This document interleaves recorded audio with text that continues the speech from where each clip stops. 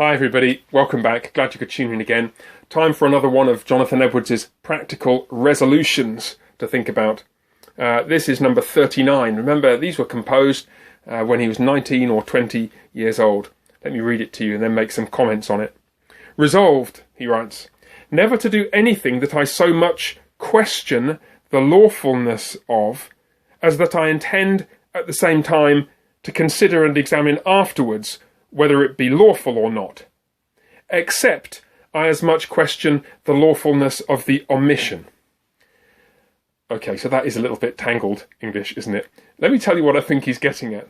What he's basically saying is, I'm never going to do anything that I'm not sure is the right thing to do, to the extent that I'm planning to do this and then I'll figure out afterwards whether it was okay. Unless I'm equally unsure about the rightness or wrongness of not doing it. It's hard to think of a specific example, isn't it? But actually it's the sort of thing that we encounter quite frequently. You're not sure whether this is the right thing to do, but you go ahead and do it anyway. And you think, well, I don't know, I'll figure it out later. No, Edwards would say, you ought not to do it.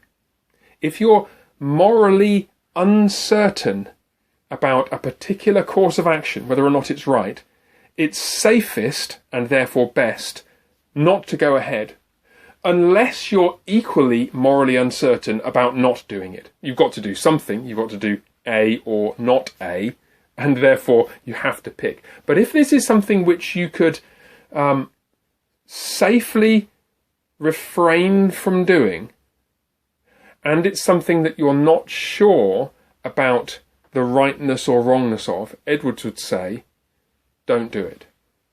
Now think for a second, what would be the practical effect of us all taking that seriously?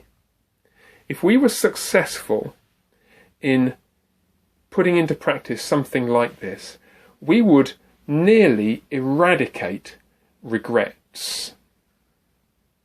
Just imagine that for a second. How many things have you done?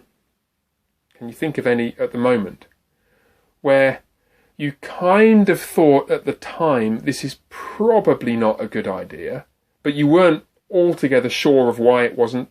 You had some sort of suspicions, but you just went ahead and did it anyway.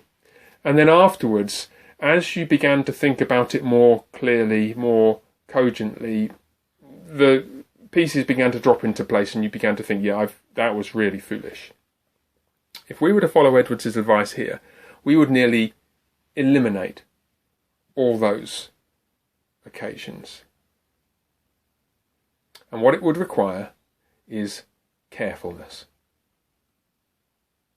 That would probably be a good thing, wouldn't it? The Lord bless you. Back again in a couple of days, Lord willing, with a bit more. Bye for now.